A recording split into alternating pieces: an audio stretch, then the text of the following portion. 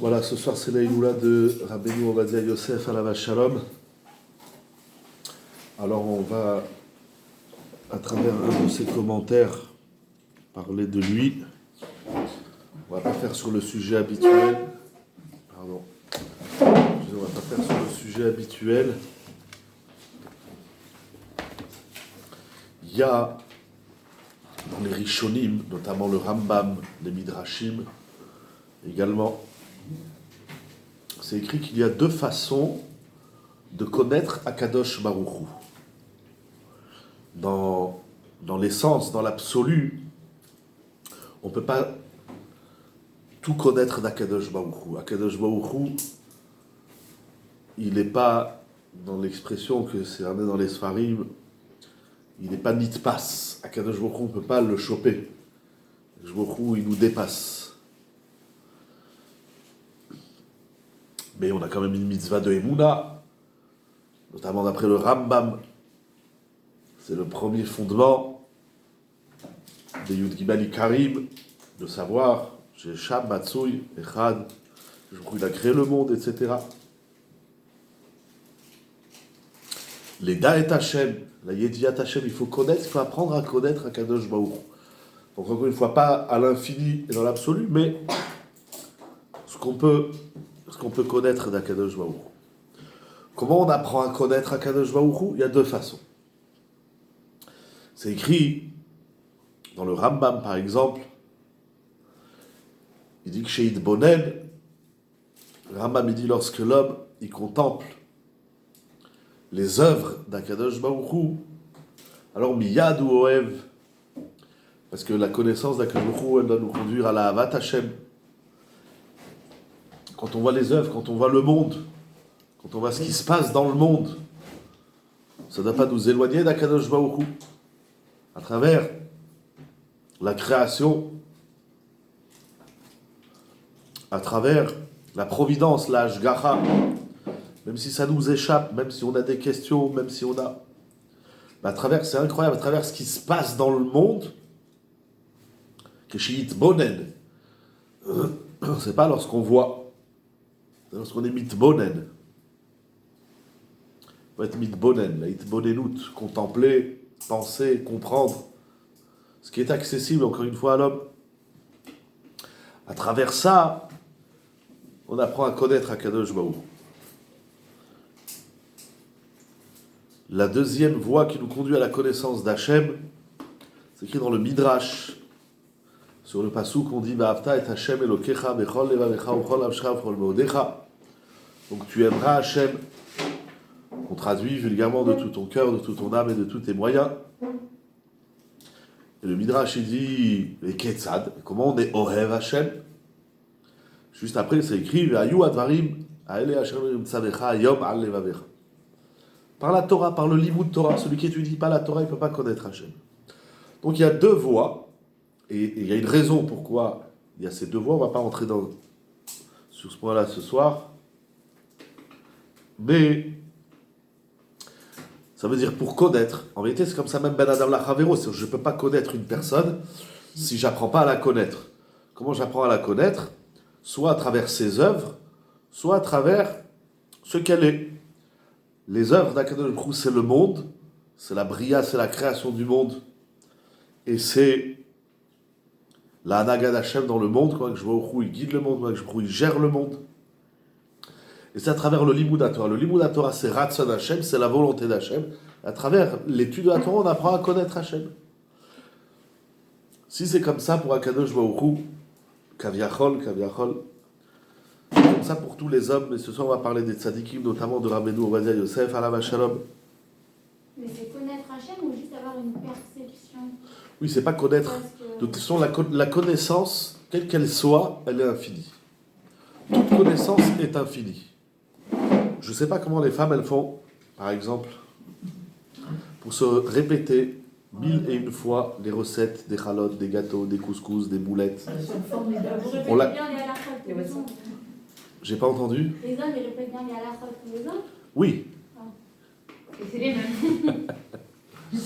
La connaissance, la notion de Yediya et de date encore plus, si on ajoute le date à la Yediya, en tout cas la notion même première de connaissance, elle est infinie. Il n'existe pas une connaissance finie. Ça n'existe pas. Même dans les sciences, la médecine, comme ils disent les goïms, elle évolue. Toutes les sciences évoluent, toutes les sciences, elles découvrent. Il n'y a pas de fin, de limite, d'aboutissement à la connaissance. Ça n'existe pas. Il n'y a aucune chose au monde qu'on peut dire, ça y est, j'ai tout appris. Ça n'existe pas. Même dans la Torah? De surcroît, et encore plus dans la Torah, et encore plus qu'Aviachol lorsqu'il s'agit d'Akadosh Baruch. Mais faites le même au niveau le plus proche de la terre, c'est-à-dire même les choses, déjà, relation, Ben Adam Lachavero. On ne connaît pas une personne au bout, jamais. Soi-même, toute la vie ne suffit pas pour apprendre à se connaître. La connaissance, c'est quelque chose qui, par définition, c'est infini. Mais quelle qu'elle soit, même dans ce qui touche le monde matériel, le monde physique, il n'y a pas. Il n'y a pas de fin. Ils se sont rendus compte, avec les incendies en Amazonie, que ça brûle depuis des mois, ils découvrent des animaux et des insectes qu'ils n'ont jamais imaginé que ça existait. Ils découvrent des choses de la nature, ils découvrent à travers le Groenland qui fond, plus vite qu'un glaçon dans un verre d'eau, ils découvrent des choses qu'on n'aurait jamais imaginées. C'est sans fin. La connaissance, la science, et de surcroît, lorsqu'elle est lokite, c'est-à-dire lorsque c'est la science divine, et de surcroît, lorsqu'on parle du maître de la science, de la Chokhma, qui est Akadosh Baruch Hu, c'est sans fin. Il n'y a pas une chose où on peut dire, ça y est, je connais tout. Ça n'existe pas. Lorsque la maîtresse, elle nous donnait une récitation, on la prenait, on se crevait, et puis une fois qu'on avait fini, chacun il se tapait sa note, il dit maintenant je vais vous en donner une deuxième. Il dit à quoi ça sert? J'en ai appris une.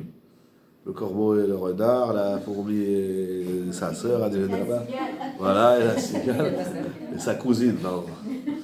C'est sans fin. Mais c'est comme ça, encore une fois, en crescendo du plus bas au plus haut, les choses les plus élémentaires de la vie, comme Akadosh Baruch Hu, en passant par toutes les étapes de tout ce qui rentre dans la notion de science et conscience, c'est sans fin. Il n'y a pas de fin. Même Moshe Rabbeinu, il n'a pas une perception. Moshe Rabbeinu, il arrive au 49e degré de connaissance, comme ça là, Gma elle dit. Mais même ce qu'on connaît, c'est-à-dire il y a quantitatif, qualitatif. S'il y a 50 portes, Moshe Rabbeinu, il arrive à la 49e. Est-ce qu'un jour on arrivera à la 50e? C'est un autre sujet. Mais il y a qualitatif. Même ce qu'on a appris, on le répète, on le redécouvre. C'est la différence entre le judaïsme et les autres religions, notamment le christianisme, c'est chez les goïms, il fallait inventer une nouvelle religion. Il fallait inventer un nouveau, ce qu'ils appellent testament. Nous, on retrouve le chidouche, on le trouve à l'intérieur de la Torah. Je ramène toujours l'idée de Rav Shach, alav shalom, qui disait le même Bereshit qu'on apprend au GAN, qu'on apprend à la maternelle, qu'on apprend au secondaire, qu'on apprend au lycée, qu'on apprend à la yeshiva, le même Bereshit qu'un enfant il apprend quand il sait lire, c'est le même Bereshit qu'il étudie le Gadol Hador, avec une autre dimension, avec le vécu de la vie, la maturité de l'Ulimou, c'est sans fin. Il y a pas, on crée quelque chose de nouveau lorsque l'ancien il n'a plus d'utilité. Mais si dans l'ancien on retrouve toujours du nouveau, c'est pour ça comme ça que les Mefarchim aussi ils expliquent le clan Israël, on s'appelle des béné. Israël, on est des banim, c'est-à-dire on est toujours ou bâtisseurs ou enfants, mais on est toujours au stade d'enfant, on n'a jamais fini. Les peuples, ils disparaissent parce qu'ils sont finis, ils ne servent plus à rien. Mais quelque chose qui n'a jamais fini et qui ne sera jamais fini, eh bien, il sera toujours là. C'est l'infini de la connaissance qui assure l'éternité de l'être. C'est l'infini de la connaissance qui assure la pérennité. J'ai dit l'éternité. Ça ressemble plus à éternel, mais c'est voilà, c'est l'infini qui maintient en haleine l'existence. Donc si c'est comme ça, par rapport à Kadosh Baruch Hu, c'est comme ça, on était dans tout. Et lorsqu'on parle, on va parler de Rav Ovadia Yosef, alav shalom, lorsqu'on parle des grands hommes, alors, il y a quelque chose d'assez intéressant. Des grands hommes dans l'histoire, depuis Adam Arishon, il y en a eu. Et il y en aura toujours. Le Alman Israël, le clan Israël, il y aura toujours des Gdolim, toujours des Tzadikim, toujours des Chachamim, toujours des Poskim, toujours. Il n'y a pas un or où on dit il n'y a plus de rabbanim. Les gens qui disent aujourd'hui il n'y a plus de rabbanim, aujourd'hui il n'y a plus de dolim, je ne sais pas comment ils font pour vivre. Et on va voir pourquoi. C'est une idée que Rabbi Yosef développe. Comment on apprend à connaître un tzaddik? Vous savez, je parlais aujourd'hui avec deux personnes, notamment sur le Baal Hatanya, parce qu'il y a un qui étudie du Baal Hatanya, il y a un qui dit non mais Kitsour, c'est le Baal Hatanya, l'autre après il a parlé de Rabbi Nachman de Breslev. Il y a très peu de gens qui connaissent l'histoire du Baal Hatanya, et il y a très peu de gens qui connaissent l'histoire de Rabbi Nachman ou d'autres. Les gens disent, il y a des noms, il y a des noms, le Gdoucha, Rabbi Yitzhak Levi de Merditchov. Dès qu'on dit ce nom, tout le monde dit waouh. Quand on étudie, moi j'ai peur, j'ai le Gdouchat Levi. J'ai peur quand je lis son Sefer, j'ai peur. Qu'est-ce qu'il va encore sortir? Où il va m'amener? Où il nous amène? Mais il y a des noms comme ça. Parce qu'ils ont eu beaucoup de disciples. Et donc Non, c'est pour ça que leur nom est comme ça, parce qu'ils ont beaucoup de disciples. le Gaon de Vilna, il avait 3 disciples. 4, 5, peut-être plus, 10. Il n'avait pas des milliers. Le Gaon de Vilna, il fuyait les talmidim. Il interdisait aux gens d'étudier avec lui. C'est pas la quantité qui prouve la qualité. Voilà, vous dites, voilà, le Gaon de Vilna, le Chafetz Chaim. Ah, le Chafetz Chaim. C'était le premier à faire du Lachon Hara, j'ai entendu. C'est juste. Non, il y avait Ah, le ça veut dire qu'il y avait le Yetzer Hara. Mais bon, on n'est pas dans le Chafetz Chaim, on n'est pas dans la Shana. Ok. En tout cas, comment on apprend? Donc, c'est-à-dire qu'il y a des noms. Mais quand on demande aux gens, pourquoi tu veux tellement aller sur la tombe? C'était ça la discussion. Pourquoi tu veux tellement aller sur la tombe de tel tzaddik? Ah, parce que c'est un grand tzaddik qui fait des miracles. Je ne pense pas les tzaddikim qui font des miracles. C'est un cas de Il y joie. en a plein qui ont dit quand je pars, si vous allez sur ma tombe, vous allez voir ci, vous allez voir ça aussi. Oui. C'est juste. Ils sortent un feuillet là dans les sites des feuillets de Shabbat qui s'appelle Melitze Yosher. C'est sur chaque paracha un Dvar Torah parmi ces maîtres qui ont dit si tu étudies mon livre, tu auras des Yeshua, des enfants, de la Parnassa, de Shalom Bayit, tout le bonheur que tu veux. Il y a plein, j'ai des livres, c'est ça sur le Rachaim Akadosh, sur le Zera, pas le Zera, mais le. J'ai oublié son nom. Un autre aussi, le Meshech Chochma, Rabbi Cheskel Avramski, beaucoup ils ont dit ça, beaucoup d'Egdolim, beaucoup des tzadikim. Mais c'est normal. Si j'étudie la Torah d'un Rav, c'est normal qu'il s'occupe de moi. C'est normal qu'il y ait un retour, c'est normal, c'est de la karatatov, c'est très simple. Mais je veux dire, mais pour comprendre, alors soit il y a une magie, bon moi j'aime pas trop la magie, il y a une magie dans le judaïsme que d'aller sur la tombe d'un tzaddik, Rabbi Meir Malanès, le Rambam, tous les tzaddikim, les chachamim, les tanaïm, etc. Mais il y a une autre façon qui est plus bénéfique, qui est plus authentique, qui nécessite plus d'investissement, et c'est ça que les gens y fuient, parce que les gens ils adorent le folklore, ils adorent les vitrines. C'est suivre les voies, c'est apprendre des leçons de son comportement ou de ses sfarim. Alors, Rav Ovadia Yosef, à la Machov, je ne sais pas ce que vous connaissez de lui, c'est un contemporain. Donc, ça veut dire, on ne va pas parler d'un Rav, du Gdouchat Levi, il y a 2 siècles, ou du Khatam Sofer, Veod. Même le Baal Shem Tov, les gens ils connaissent, voilà, 3 histoires, il a fait 3 miracles. C'est pas ça, moi je lis les livres du Baal Shem Tov, ça n'a rien à voir avec ce qu'on raconte sur lui. Bien sûr que ce qu'on raconte sur lui, c'est vrai, j'ai pas de doute. Je n'ai pas de doute que ce qu'on raconte sur un Rav ou sur un tzaddik, c'est vrai. Mais quand on lit ses sfarim, c'est une autre dimension. Les gens ne savent pas. C'est qui le Besht, il l'appelle le Besht. Il y a le Beshrel et le Besht. non, arrêtez. Les gens ne savent pas. Non, mais le Besht. Alors, tout ce qu'on parle du Baal Shem Tov, c'est les miracles qu'il a fait. Ou Baba Saleh. Tout ce qu'on parle de lui, c'est ses miracles. Mais étudiez les livres de Baba Saleh sur la Torah, ou de son grand-père Rabbi Yaakov Abuchatzera. Mais c'est un autre monde, c'est un autre lame. Comment on apprend à apprendre un tzaddik, et quel est l'enjeu du tzaddik? Et c'est quand l'enjeu Birlal de l'Aïloula. Qu'est-ce que. Bon, on va dire Yosef, ok, c'est bon, maintenant il n'est plus là. Voilà, que je vous a décidé, il n'est plus là. Voilà, c'est alors, la même chose qu'on a dit chez Akadosh Baruch Hu et dans l'histoire du monde, c'est comme ça aussi chez les tzaddikim. Il y a 2 façons de connaître un Rav. La première façon, c'est de voir ce qu'il fait. Mais, pardon, à chaque fois je prends un machal dans le monde, c'est-à-dire dans la vie au quotidien. Vous voulez acheter une voiture, il y a 2 façons de savoir si elle est bien ou si elle n'est pas bien. La même chose dans les shidouchim, dans tout. La première chose, c'est quoi ses preuves? C'est-à-dire, en quoi le type, il te vend la voiture, il te dit elle est géniale. En quoi elle est géniale? Alors, soit tu vas lire un livre sur Honda, si tu as le temps, il y a 500 pages, il y a des photos, on va t'expliquer l'histoire depuis sa création. Ah, donc c'est à travers le livre, à travers ce que j'apprends, le limoud, soit à travers l'épreuve. On va te dire, ben, elle a gagné des Formule 1, elle a gagné ci, elle a gagné ça, et elle a un moteur comme ci, une performance, etc. Donc, comment on apprend à connaître un homme, un tzaddik? La première chose, c'est à travers ce qu'il a fait. Quand on voit l'histoire, et vous allez voir, c'est de ça qu'on va parler. Quand on connaît l'histoire, vous savez, il y a des dizaines et des dizaines de livres. J'ai chez moi tellement de livres sur l'histoire de sa vie, c'est inimaginable. De ses élèves, de son secrétaire, de son chauffeur, de sa fille. J'ai un livre de sa fille qui a écrit un livre sur lui, de son petit-fils, de ses petits-fils. C'est Ensof. Alors il y a quelque chose qui se voit, ce que j'appelle dans la vitrine, c'est ce qui se voit de l'extérieur, c'est ce qu'il a fait. Les œuvres qu'il a laissées, les centaines, pas les dizaines, mais les centaines d'institutions qu'il a mis en place, c'est tout simplement inimaginable. D'autant plus que c'était un rave qui ne faisait pas ça toute la journée. Il a donné une grande siyata d'Ishmaïa, certes, pour avoir la chorma, pour mettre en place des gens, mais des centaines. Les écoles El Amarian, les mikvaot, les kolélim, les yeshivot, les dayanim, les talmidim, c'est inimaginable. Mais pas seulement en termes de quantité, mais même en termes de qualité.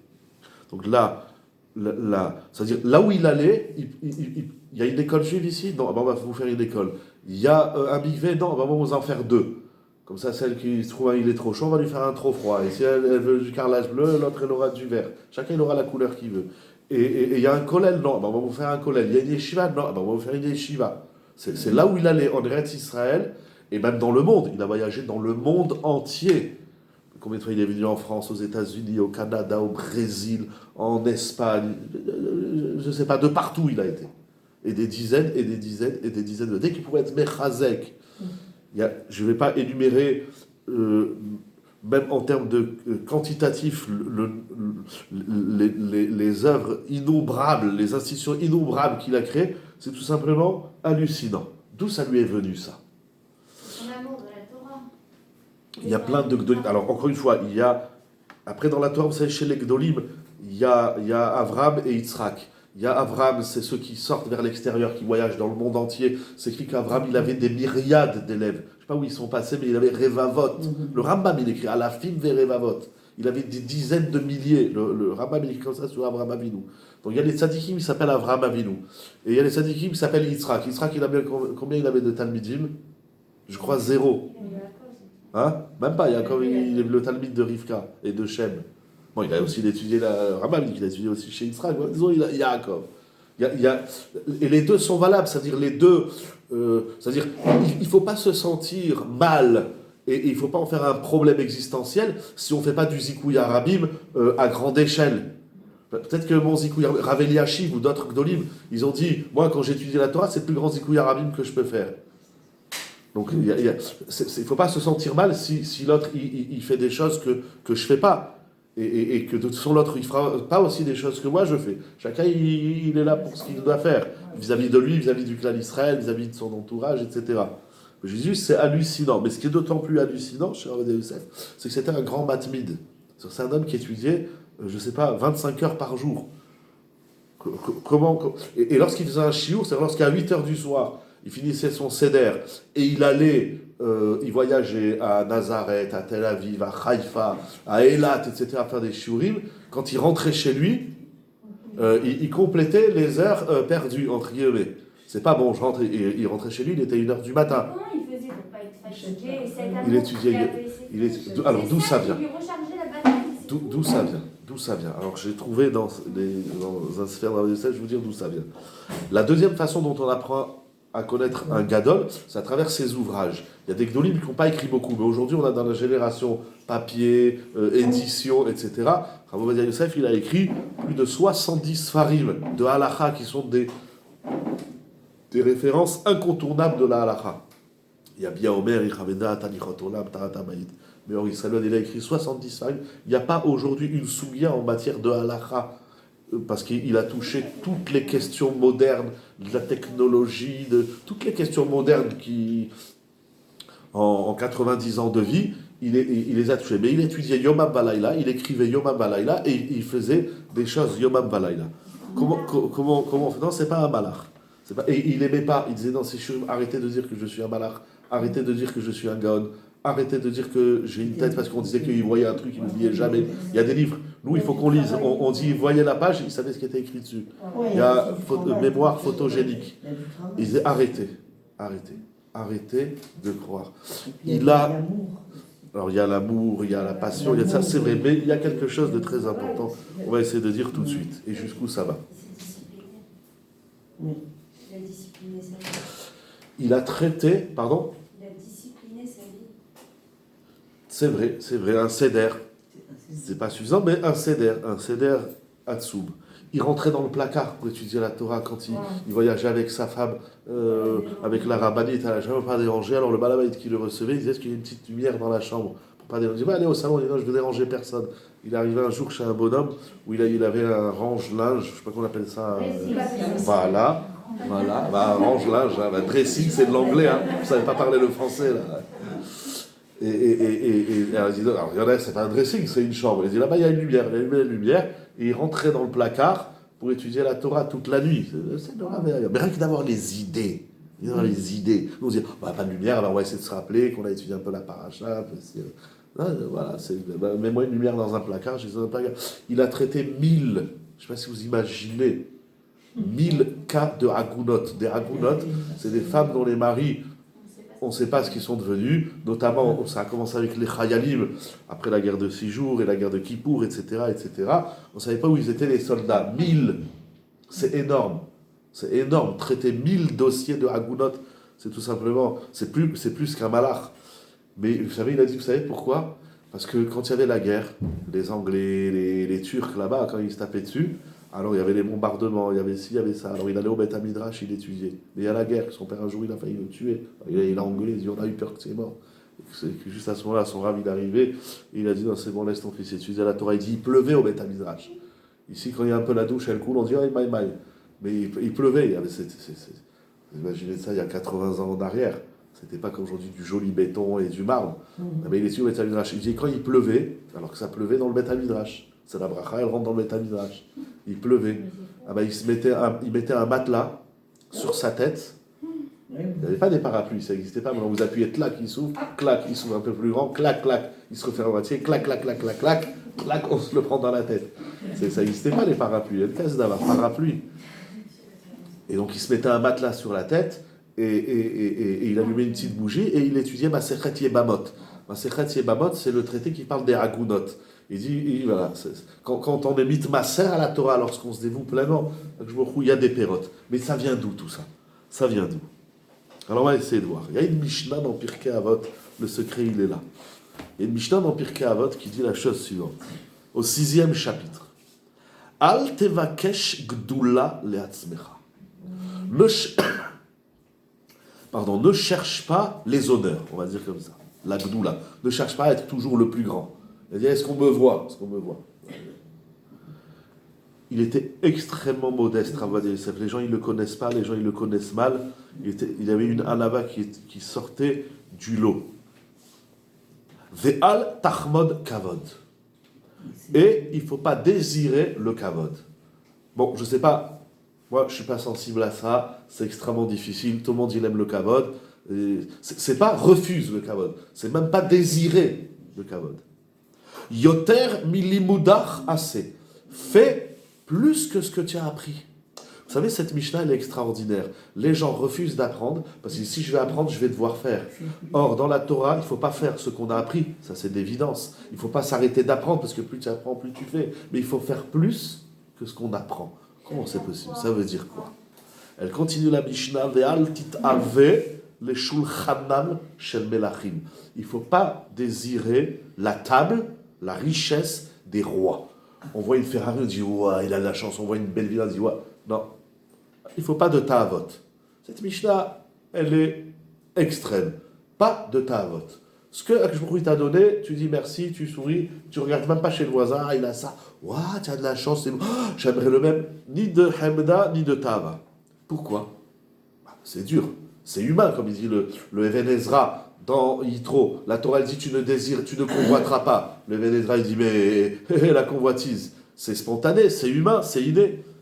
il explique le Tana dans Pirkei Avot, chez Shulchanach Gadol Mishulchanam.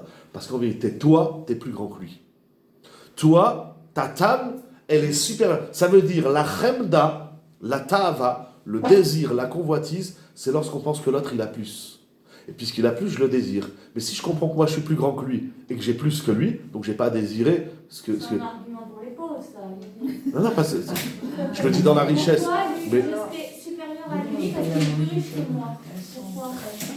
Je n'ai pas compris. Non, au contraire. Si je pense que vous avez plus que moi, alors je suis jaloux. Mais si je comprends que moi, je suis plus que vous, dans la vie, on doit se dire qu'on a la chance de faire la Torah, qu'on est heureux. Si on ne vit pas comme ça la Torah, ou on la quitte, ou on ne la quitte pas, mais on est malheureux. On est dans la chemda, dans la gdoula et dans la tava. Si je n'ai pas conscience que faire Torah et mitzvot, c'est un travail, ça ne se comprend pas comme ça, c'est un travail. Mais si je n'ai pas compris que ce que je fais, que ce que je vis, c'est supérieur à aujourd'hui, c'est très dangereux. Les gens, ils se font couper la tête dans la rue. Aujourd'hui, c'est très dangereux de dire qu'on est supérieur au goïm. C'est une réalité, la Torah, elle est bourrée de ça, mais il ne faut pas le dire. Même si c'est enregistré, il faut le dire à personne. C'est très dangereux aujourd'hui de dire ça. Même les juifs, ils ne comprennent pas. Parce que les juifs, ils pensent qu'ils sont à égalité des goïm. Mais, alors, je ne le fais pas au niveau national, mais je le fais au niveau de moi vis-à-vis de celui qui n'est pas dans le système. Si je regarde l'autre de haut, enfin de bas, alors je dis, il a plus que moi, il est mieux que moi, il est plus heureux, blablabla, etc. Tu auras forcément de la chemda. Forcément. Si je le regarde de haut, ça veut dire, mais c'est moi que je suis mieux que toi. Donc je vais pas. On n'envie pas celui qui est inférieur à nous. Non. Lorsque vos enfants ils reçoivent une poupée ou un Playmobil de leurs grands-parents, ils disent waouh, et vous allez voir le grand-père, il dit moi tu vas pas en faire un Playmobil. On n'est pas jaloux de l'inférieur, on est jaloux de celui qui est supérieur. Donc il faut comprendre, chez Shulchanach, il faut le comprendre, il faut l'intégrer, il faut le vivre. Si chaque fois qu'on fait Shabbat, on dit les goïs ils ont de la chance, ils font pas Shabbat, ils vont à la plage, quand il n'y a plus le confinement, ou bien on dit les goïs ils ont de la chance, ils bouffent des huîtres, quand les restaurants ils sont ouverts, on dit ils ont de la chance, ils vont au cinéma. Bon, aujourd'hui il n'y a plus rien. Bon, c'est facile, il reste que le mettre à l'image. Le regard, il n'est pas en rabaissant l'autre, c'est en... Bien sûr, j'y arrive. C'est pas en disant l'autre il est nul, c'est en disant moi je suis mieux. Mais pas pour l'écraser. Et aussi, c'est important aussi de dire, c'est pas aussi une exclusivité. Parce que le clan Israël, on peut tous être des meilleurs. Ça n'existe pas qu'il est meilleur que l'autre. En kazé d'avar. Ça n'existe pas. Celui qui dit moi je suis meilleur et toi tu resteras toujours inférieur, c'est. Vekitrar, c'est catastrophe. Vekitrar, gadol mikitram. Et ta couronne, elle est supérieure à leur couronne. C'est qui leur? C'est l'égoïsme. Tout celui duquel on est jaloux, quel qu'il soit, il faut se dire, il faut l'intégrer, il faut le comprendre, il faut l'étudier. Je vous balance comme ça la Mishnah, elle est très profonde, mais il faut se dire, alors qu'est-ce qu'il y a de mieux dans ma vie que l'autre n'a pas? Et dès que j'aurai compris qu'est-ce qu'il y a de mieux, je ne l'envierai pas. Et pourquoi on se compare aux autres dans ça? Mais parce que Tout le monde, c'est... Parce qu'on vit en société. Et vous allez voir que non seulement pourquoi on se compare, Non non seulement vous allez voir pourquoi on se compare, mais c'est ça que Rav Yosef, vous avez posé une bonne question, regardez ce qu'il va développer, quelque chose d'extraordinaire. Regardez, Veneman ou Baal Belartecha, pour finir la Mishnah, et Akadosh Baruch Hu, ton patron est digne de confiance, chez Shalem Lar Sechar Peulatar, je va te donner un salaire. Très souvent on se pose des questions, à quoi ça sert de faire plaisir à quoi ça sert de faire du chesed envers un tel, à quoi ça sert de faire telle mitzvah. Il y a des mitzvahs qu'on ne comprend pas et on ne sait pas à quoi ça sert. Voilà. Moi, je ne sais pas pourquoi Noach, c'est un parachat de cette semaine, il a fait un bateau qui n'est pas spécialement grand. À quoi ça sert? Parce que des façons de sauver l'humanité, il y en a plein. Il n'y a pas que des bateaux. Il avait qu'à d'ailleurs l'envoyer en Eretz Israël, là-bas, il n'y a pas eu le Maboul, ou l'envoyer sur le... Non, les astres aussi, ils ont bougé pendant le Maboul. Ouais, c'était un Maboul. Aujourd'hui, le monde, il est à l'envers. Le Maboul, il a tout maboulisé. Bon, Bekitsu, ça aussi, donc, il faut étudier. Le Sachar Peulatar.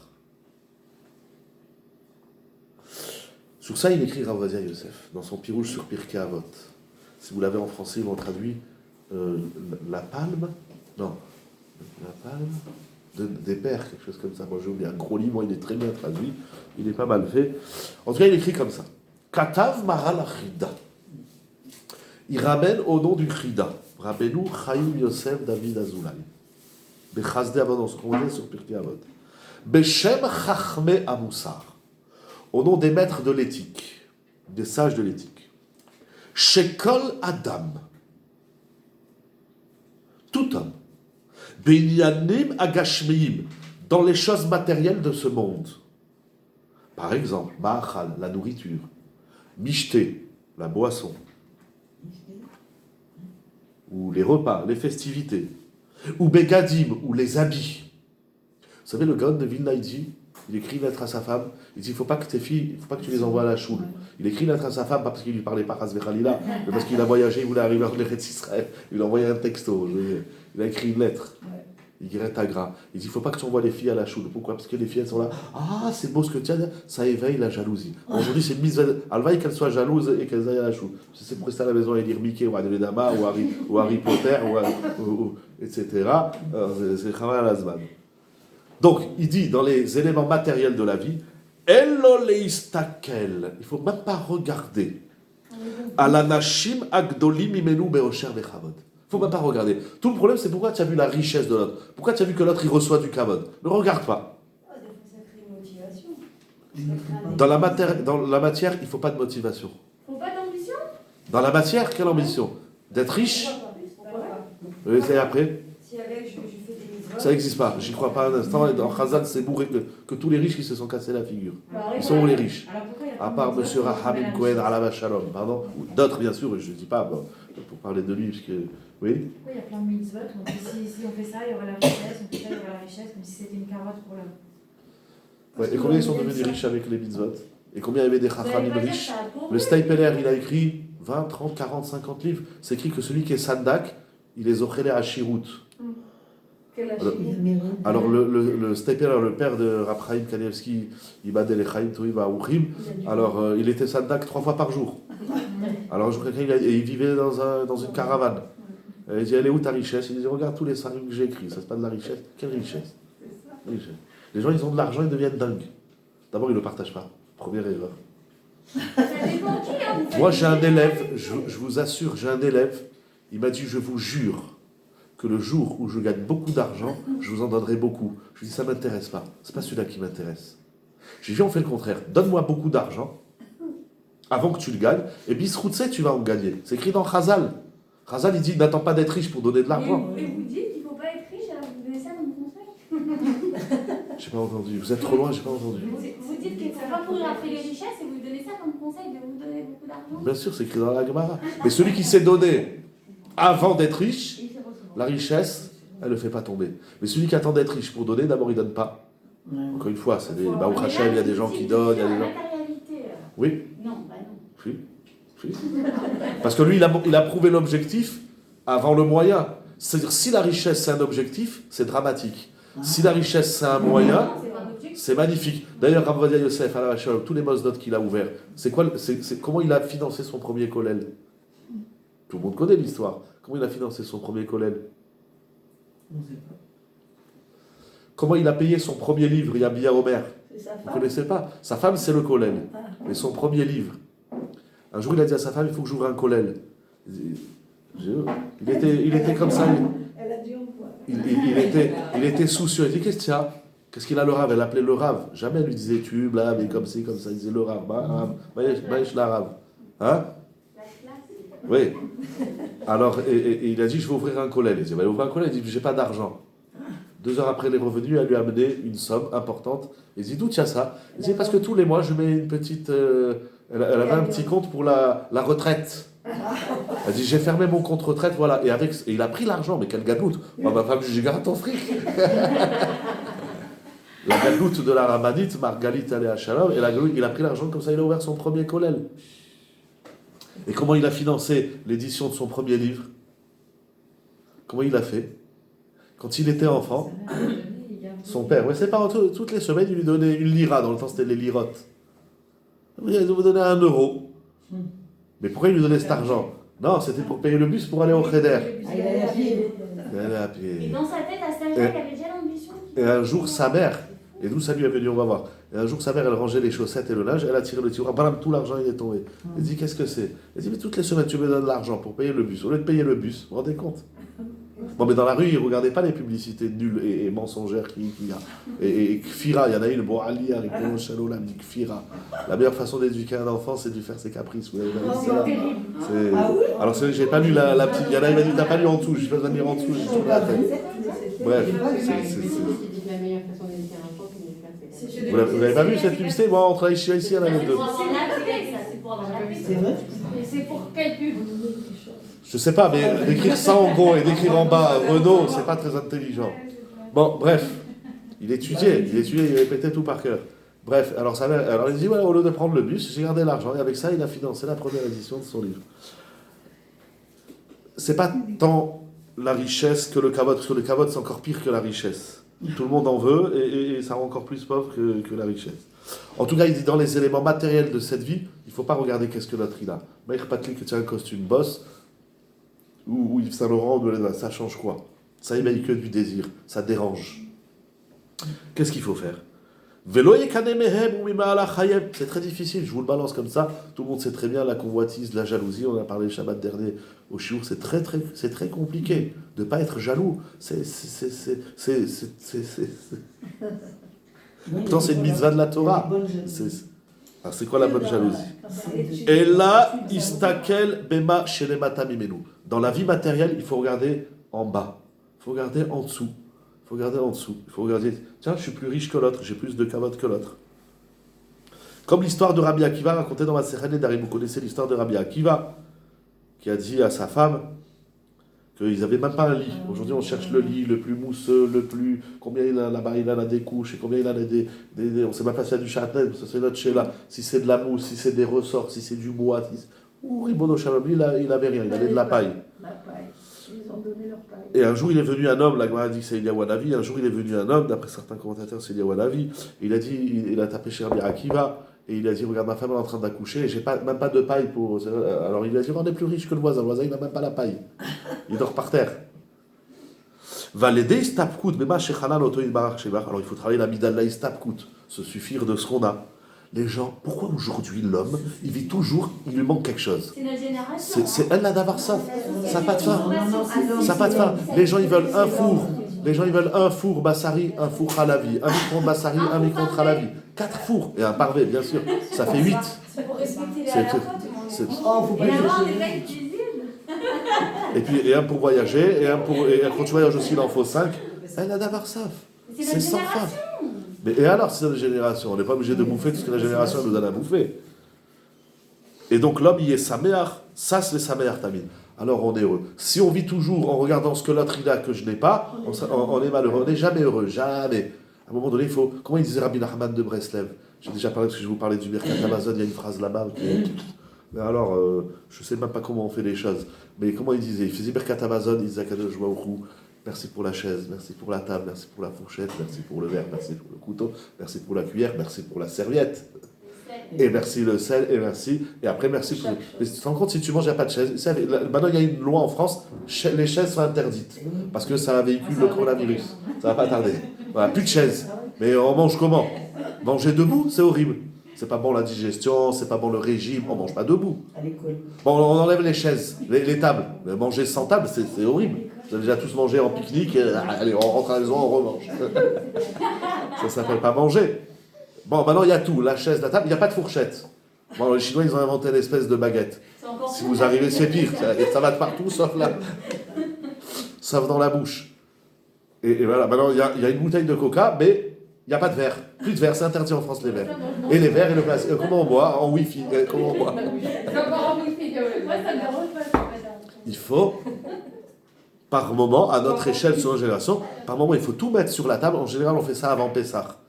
C'est-à-dire, on sort tout ce qu'il y a dans les meubles, on nettoie. Mais pourquoi on sort ce qu'il y a dans les meubles? Moi, je dis, pourquoi tu sors? Je crois que le Khamet, c'est des parties là-bas derrière. On ne sait jamais. On ne sait jamais. Tu crois que tu as pris un lance Khamet? Oui, il va arriver, on verra. C'est 4 Khamet. Qu'est-ce que tu fais? Là, je veut qu'on sort tout. Comme ça, on regarde. Ah ouais, j'ai 36 assiettes. On n'a jamais été 36 chez Luxury, 36 assiettes. 36 assiettes de lait, 36 assiettes de viande, 36 assiettes parvées, 36 assiettes de Pessah, aussi parvées. Combien? On a 4000 assiettes. Qu'est-ce qu'on avait besoin? On n'aurait rien. J'ai pas dit que, un peu plus, on a le droit. Mais à un moment donné, il faut se dire, Baruch Hashem, j'ai 36 assiettes. Et les verres, 200. Parce que chacun, il prend un et il le met. Au lieu de le laver. Ça, c'est dans mais dans la Rouhaniyut. Aval, oulam, l'inyan amaalot harouchaniyot. Mais pour ce qui est, pour ce qui est des niveaux, ce qu'on dit spirituel de Torah, ke'esek ha-Torah, ve'asiyat ha-mitzvot. Et là, c'est incroyable. Bon, d'abord, on va dire ce qu'il dit. Pour ce qui est de l'étude de la Torah, de la pratique des mitzvot, des midot tovot. Par exemple, il dit le Chida, rova anava, la modestie, l'humilité, ve'ayin tova, et le bon œil. Issa et enav ve'rayonav legdolim mimenu. Il faut lever les yeux et l'esprit vers ceux qui sont plus grands. Kede shegamu yiske le maalot atovot shelaim. C'est-à-dire, il ne faut pas travailler dans la vie. Il ne faut pas arrêter de se comparer. Il ne faut pas arrêter. Vous avez posé la question tout à l'heure, mais pourquoi on se compare? Et pourquoi il y a toujours un référentiel, il y a toujours un autre. Ça, on ne peut pas se défaire de ça. Mais il faut orienter son regard. Il faut choisir qui on regarde. Tu regardes celui qui est plus grand que toi, alors ça te donne l'espoir de monter et tu vas monter. Et il y a quelque chose d'incroyable. Pardon? S'il y a une jalousie, Soyons jaloux dans la Torah. C'est vrai que par ailleurs, il dit que Mekitsu. C'est pas jaloux pour être jaloux. Oui, Il y a une finalité. C'est ça qui va me faire rebondir vers. Mais là, en plus, c'est Être comme chez ce qu'il Iske, fait. ça veut dire. C'est même pas. Chez. Il dit, en fait, on va. Oui, voilà, chez Iske. Chez Gamou Iske, les Maalot Atovot Shelem. C'est j'aimerais être Avadia Yosef. Ah, tu n'arriveras pas, tu es nul, toi, tu es un rachat. C'est même de voir la grandeur dans la Rouhaniyut, ça fait quelque chose. Ça a un effet. Et sans ça, il dit le Chida, on ne peut pas grandir. Et il y a quelque chose d'assez extraordinaire. C'est que les gens, quand on leur dit, deviens tzaddik, ils disent, je ne pourrais jamais. Ils disent, mais regarde, Abraham, Isaac, Jacob, Moshe, Shlomo, Adam, Noah, Hanoch, Metouche. Mais ça c'était avant. On a toujours des tiroutsim sur les gdolim.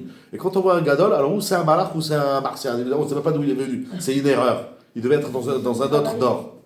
Hein? Ils ont travaillé pour venir. Mais comment ils ont travaillé? Il dit, Rabbi Yosef, c'est quand ils regardent celui qui est plus haut. J'ai envie d'être aussi haut que celui qui est très haut. et lui, il regardait qui? Il avait des rabbanim, mais Rav Ezra Atia, et après quand il était à Vrech, il était chez Rav Sip et Sarfrank. Mais vous avez raison, il faut connaître aussi de l'histoire.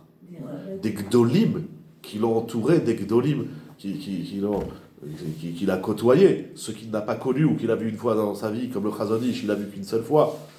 Mais le Kafar Chaim, il a complété le livre du Kafar Chaim. Le Kafar Chaim, il était en train d'écrire son Sefer, Rabbi Yaakov Sofer, et puis il est niftar vers la fin du livre. Alors ses enfants, les enfants du Kafar Chaim, ils sont venus voir Rabbi Yosef et disent, est-ce que tu peux compléter le livre de notre père? Il connaissait tellement bien l'auteur qu'il savait compléter ce qu'il allait écrire.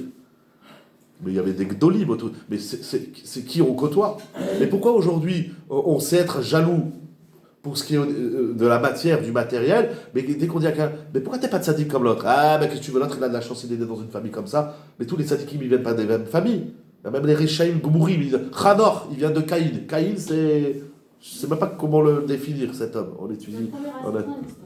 Le premier, pire qu'un assassin, c'est pire que ça. Ça s'écrit dans le Chumash, le Ramban, Rashi. Rashi, ce qu'il dit sur Caïn, il a eu Chanor.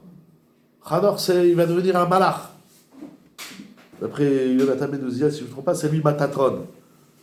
C'est une secrétaire personnelle, Kaviarol, la Kadosh Baruch Hu. Mais c'est-à-dire, il faut regarder. Il faut regarder vers plus haut. Il faut regarder. Si on n'a pas plus haut.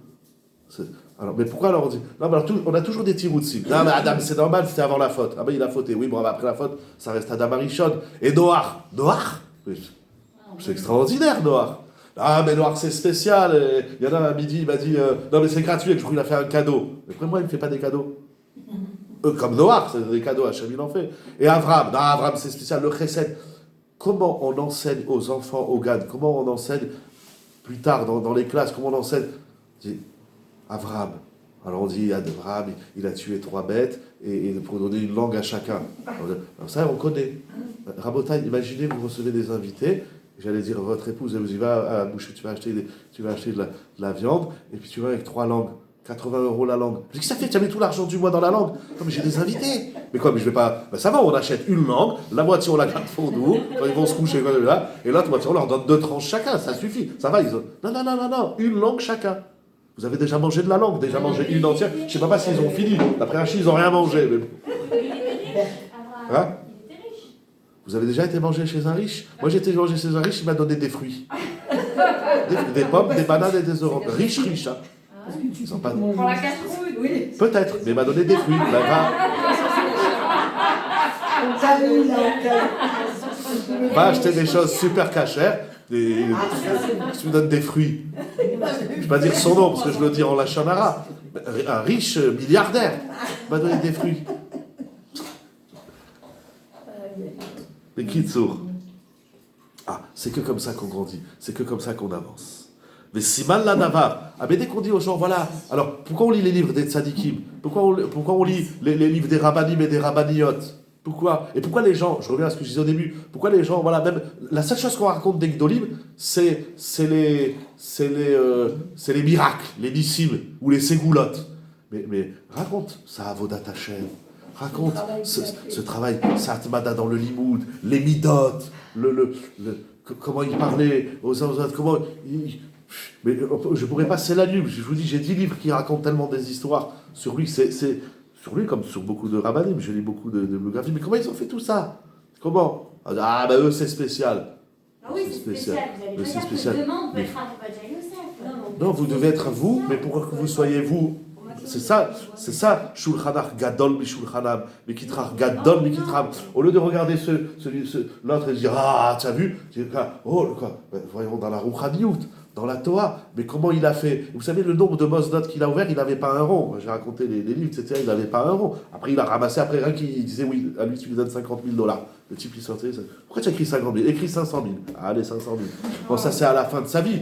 Mais dans ses débuts, il a vécu dans un studio avec ses premiers enfants. Il raconte son fils qu'il avait la table, c'est-à-dire qu'il y avait la salle à manger qui était office de salon. Non, il faut un salon. Il faut le salon anglais. Il faut le salon Louis XV. Il y avait beaucoup d'enfants. Il faut